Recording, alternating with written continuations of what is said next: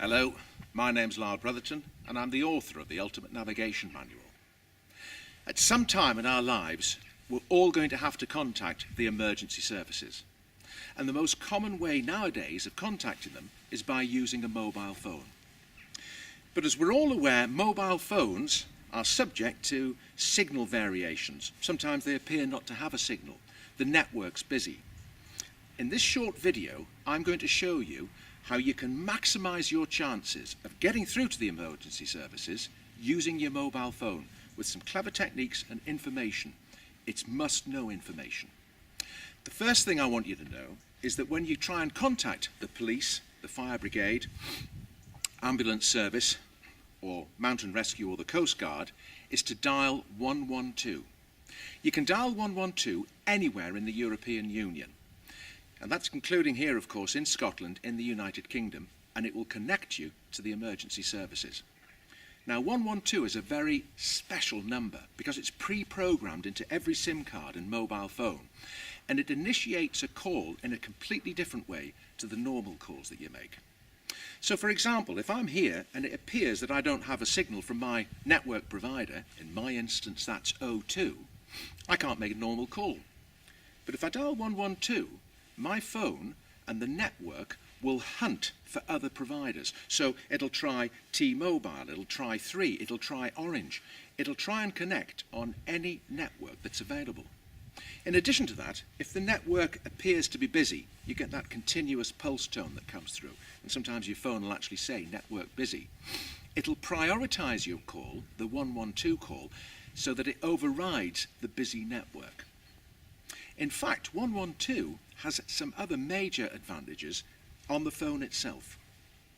By dialing 112, I can override this phone's security system. So let's say I've been involved in some sort of accident, or I've lost my mobile phone, and the person I'm with has a mobile phone, but they're unconscious or they're unable to speak to me, and I don't know their PIN number.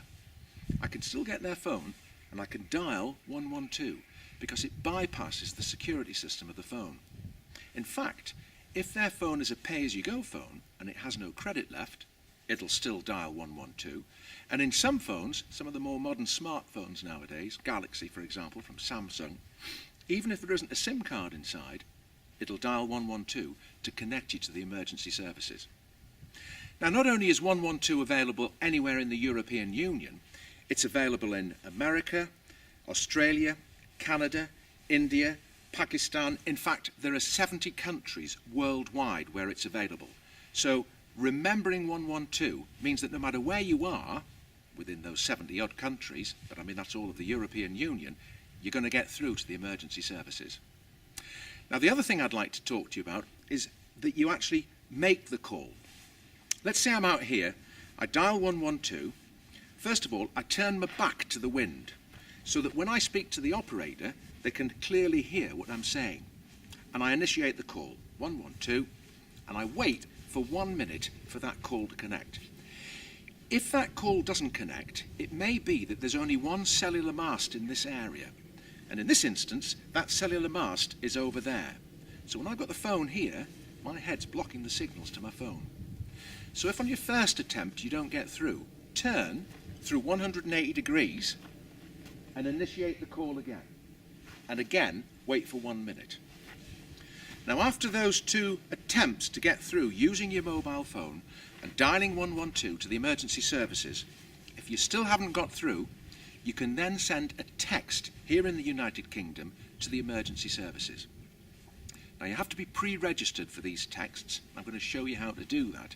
But you simply put in a text to 112 and send it through, and the emergency services stand quite a good chance of getting that. And there's 2 reasons.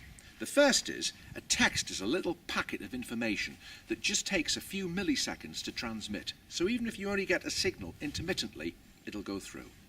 And the second thing is, if the network is really congested and jammed, text messages go through on a different bandwidth, a different frequency.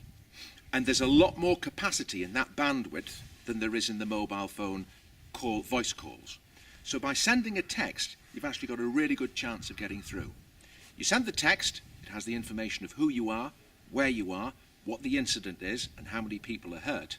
and you wait for 3 minutes to get a text back from the emergency services. Okay, I said I was going to tell you how to register. It's very easy. You get your mobile phone and you create a text message with the one word register in it only, R-E-G-I-S-T-E-R. And you send that text to 112. Don't worry, it's perfectly safe to do this. When you've sent that text, an automatic reply comes back, and you have to read all of that reply. When you've read all of that reply, you then text back to that message the word yes, Y-E-S. Once you've done that, your mobile phone is then registered so you can send texts to the emergency services.